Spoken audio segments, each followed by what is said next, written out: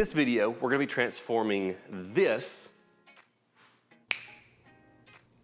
into this. In some ways, this didn't turn out quite the way that I had hoped. I'll be sure to explain why that is here in just a little bit. But in some ways, it actually turned out even better than I had hoped. But for now, let's kick it back to past Ryan so that he can show you how we did this. No, stay in the future, because in the future, the work is already done. Don't come back to the past. Come on, Ryan. We have to show the people how we did it so that they can do it themselves. Fine. Let's go. And by the way, I feel a little sorry for past Ryan because he doesn't know what he's getting into yet. That part of the project, well, we'll talk about that in just a minute.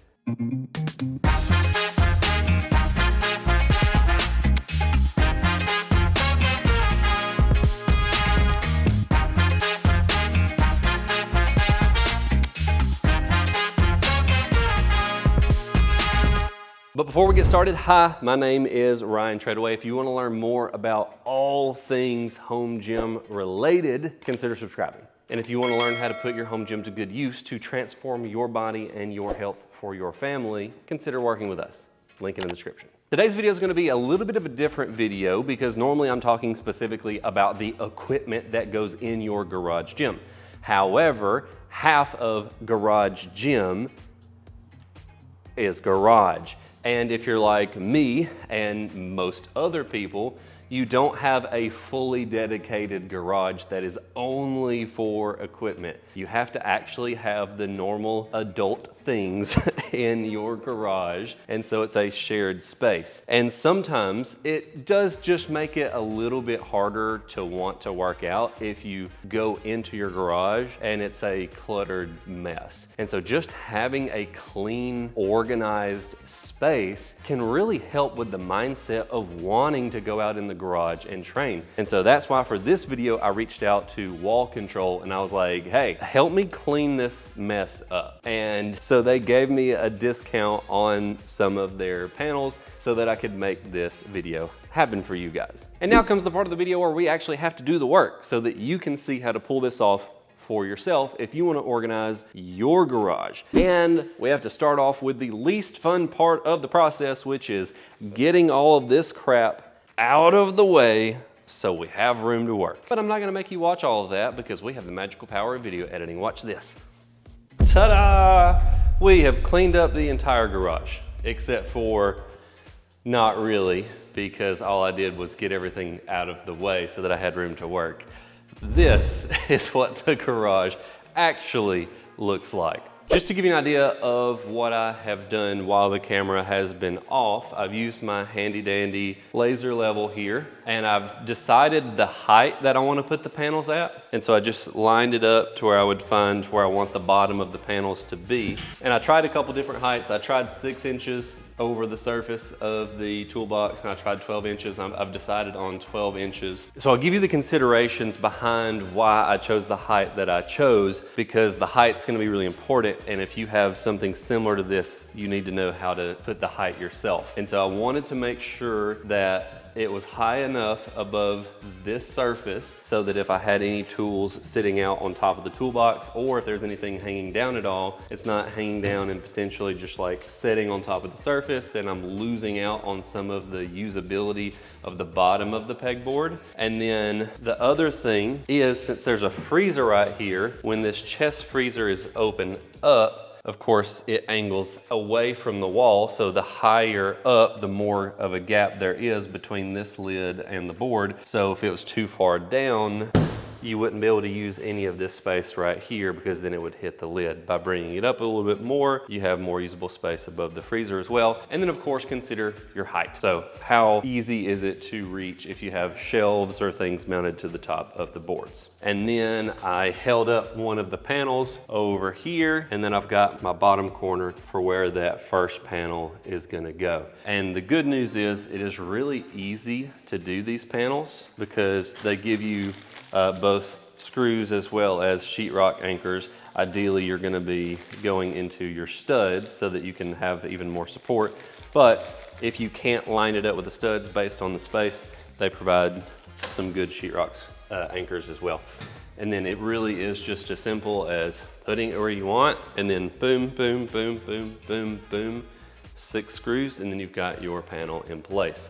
I'll show putting up the first panel. That way you can see how to do it, and then we'll just kind of skip forward a little bit from there, because it's just gonna be the same process all the way throughout. And this step definitely can be done by yourself, but it is a little bit easier just to make sure you're nice and level to have somebody hold at least the first panel, and then it's a little bit easier because you can just slap it up next to the panel beside it for the rest of the consecutive panels.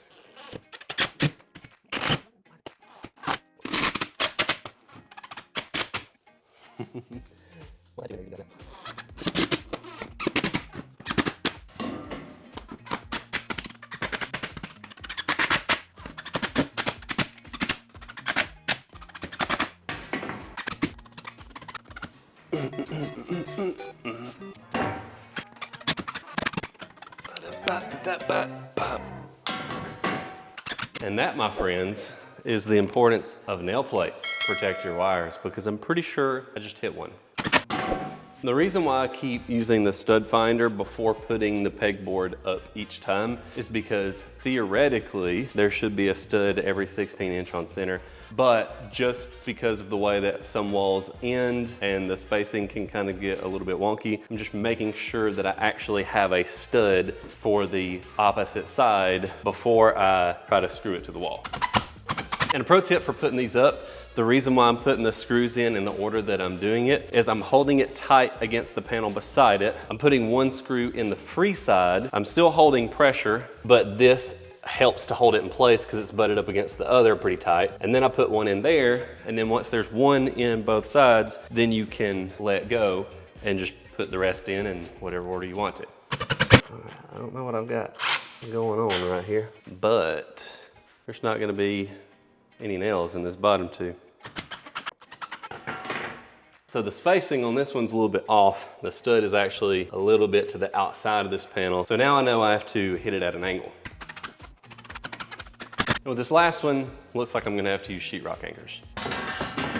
So the way that you do it is quite easy. You just hold it where you wanna go, take a pencil, color in the dots. It's like you're taking the SATs.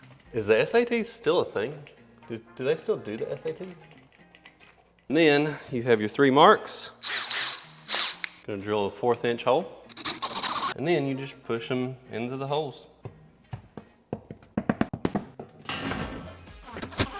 Voila! Look at that. We're off to a good start so far. I'll throw a timestamp up on screen for how long it actually took me to do this, but it really wasn't long at all. I'm gonna say it's probably been 15 minutes. The main thing was just clearing the space out. One thing that is mildly unfortunate is you have to choose between, do you want to catch your studs or do you want to have it perfectly centered in the wall? And depending on what you're gonna be hanging, you can go for the more aesthetically pleasing thing and just have it perfectly centered. Or if you're gonna be hanging some pretty heavy stuff on it, like I am for this particular section, you're just gonna have to say, ugh, it's not gonna look 100% perfect, and you're just gonna have to catch the studs like I did. So you can see there's only about 3 inches left on this side, whereas there's about 8 or 10 inches left on this side. But I think it still looks pretty nice though. And really what I probably will do is just hang some hooks right here, and then that way you can't tell that it's offset to start with. It'll provide the illusion that it's actually centered. Man, I look like I've got some sort of professional workshop going on right here. Now the next challenge is, how am I gonna record inside of this cubby hole? I think I've come to the conclusion that I'm not going to actually be able to get any usable footage trying to record inside of a hole. So I guess I'll just have to show you the final product for this part. As mentioned earlier, this project turned out both better than expected and simultaneously not quite the way that I had hoped. First, let's talk about the negatives. The original vision for this was to take this smaller power wheel and then hang it on the pegboard so that there would be one less thing in the floor taking up space, and then there wouldn't be anything in front of this toolbox. There would be more walking room, easier to get around. And I was going to hang my bicycle on the pegboard as well. And that did not quite pan out because this thing is actually a lot heavier than I had realized. And which, I mean, I already knew I was gonna be the one that was gonna be putting it up there and taking it off. However, because it was so heavy, and it was pulling away from the board, it was putting torque on it, and then it was making the board start to warp pretty much instantly because it was pulling straight out away from the wall, which is not what the boards are designed for. So I realized that was not gonna work. And then also, when I went to put my bicycle on the board, they do have hooks that are pretty much intended for that exact purpose. They have these big hooks that spread the load out pretty evenly. Because the power wheel is now in the way, it's not really feasible to put my bike up there either, because then I would have to pick my bike up and step over the tractor, lean over the toolbox, and hang my bike on the board. And that didn't really make a whole lot of sense either, so I'm gonna have to back up and punt and figure out a different place to put my bike in the garage. But I guess it's not the worst thing in the world in the end, because the silver lining to that is I now have plenty of extra hooks, and I have a lot of extra space since I don't have this and the bike on the board. And I was able to get things organized a lot more compactly than I thought I was gonna be able to. So all of that combined, and you can see there's just this big open gap here in the middle to where I have plenty of room for future expansion. And so basically what I did was I put all the things that I'm gonna be accessing the most right here, because I also have the little cubby hole where I have a lot of tools underneath the staircase right here. And then of course the other long things had to go on the other side of the freezer where there was a full length space. And so that leaves this kind of big gap right here in the middle. And I ended up saving myself a couple of hooks, because the ladder, I realized there was really no point in hanging it because I could just put it flat up against the wall. And I do have full access to this door. You can see that this opens up all the way. I can get in and out just fine. There's just enough space for the ladder to fit behind the door. And then there's the cubby area. And the cubby area turned out really, really nicely. I was very happy with that, and I was able to get a lot of the things that were cluttering the shelf up onto the wall, and easy to see, easy to access. I put my sockets that I use most often on these little guys right here. Got my most used socket wrench right there, and a lot of these tools that I use all the time, able to just stick them right up on there. And that's freed up some space on the shelves so that I didn't just have things stacked deep to where I was having to sift through and find. I'm actually able to see everything that I need and access it pretty readily. The only thing that kind of sucks is I did not think this through, because I have this 2x4 brace for the shelf, and then I just decided to put the wall control board all the way up flush with the bottom of that. I lost the top row of hooks. Because the way the hooks work is you have to angle them in and hook them in, hook them, drop them down like so. But because this 2x4 is in the way, it's just enough in the way that I can't get it to slide in. So I lost that entire top row. And the same thing for the bottom right here. But this side, on the other hand, works out perfectly fine. Since this is a larger board, there's a little bit more space between the top row of holes and the top of the board. And there's just enough clearance that I can access every row of holes for this side.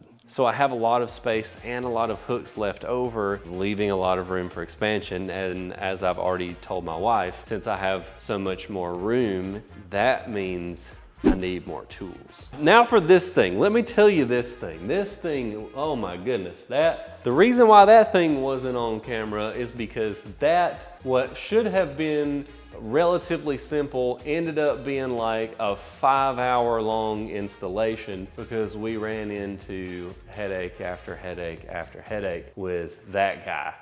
That little slope in the ceiling ended up causing some major pains. We ended up having to grind off that front and back bracket for that slanted part. And then, because I'm a dummy, when I was counting down the holes to make sure I had all 6 of them the same. I did not account for the fact that I don't need to count down the same number of holes because the top bracket that it's hanging from isn't actually on the ceiling. It's on that little slanted ramp underneath the stairs. And so I put them all on the same hole, which meant that these 2 were actually hanging down much lower, and I didn't realize it until we already put the shelf together and got it all the way up there, hung it, and we're about to start fastening the shelf to the supports. And then it was like, wait a minute, something's off here. It's like going way downhill on this side. Then we had to unfasten it, take it back down, move these 2 guys, and then put it back up there.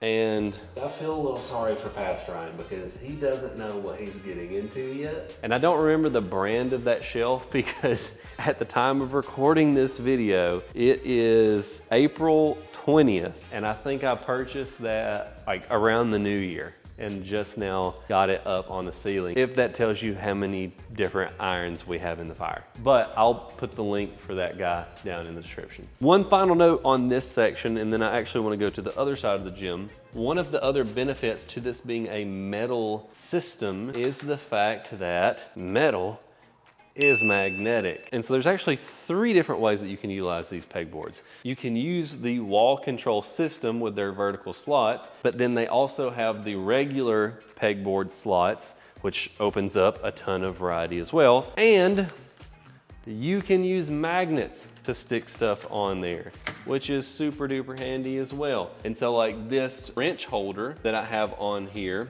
it's only hooked at the top. So when I go to pull the wrenches off, it would make this guy kind of flap up and want to fall off. And so I just glued me a nice neodymium magnet on the bottom here, and then it's actually locked in place. So then when I go to pull a wrench off, it's nice and secure, but I can still pull it off if I want to. Wall Control, if you're watching this, I don't know if you've considered this before, but you should be selling magnets with adhesive backings. And then of course, this is a garage gym channel, so I couldn't leave the video off without talking about something gym related. The reason why I reached out to Wall Control to make this video happen is because I have already been a long-term user of Wall Control. We've had Wall Control products for the past like 6 years now, and that's only expanded. You can see that I have this entire wall over here, Wall Control. I have this Wall Control, and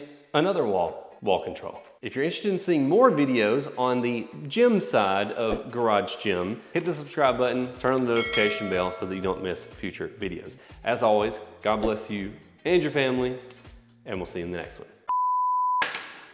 Oh.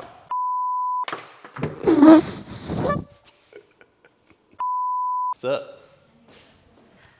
You need what?